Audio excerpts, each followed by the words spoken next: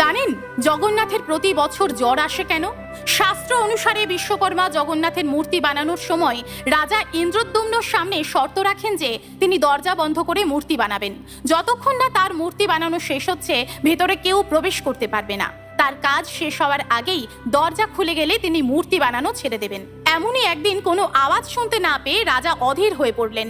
ভাবেন বিশ্বকর্মা নিশ্চয়ই মূর্তি গড়ার কাজ ফেলে রেখে চলে গেছে। এই ভেবে রাজা দরজা খুললে শর্ত অনুযায়ী বিশ্বকর্মা সেখান থেকে অন্তর্ধান হয়ে যান। তখন জগন্নাথ বলরাম সুভদ্রার মূর্তি অসম্পূর্ণই ছিল। তাই দেখে রাজা বিলাপ করতে শুরু করলে নারদ রাজাকে দর্শন দিয়ে 108টি ঘটের জলে তার অভিষেক করার আদেশ দেন। তখন থেকে এই ধারণা প্রচলিত হয়ে পড়ে, যদি কোনো বালককে ঠান্ডা জলে অত্যাধিক স্নান করানো হয় তাহলে সে অসুস্থ হয়ে পড়বে।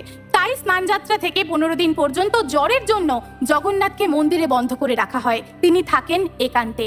জয় জগন্নাথ।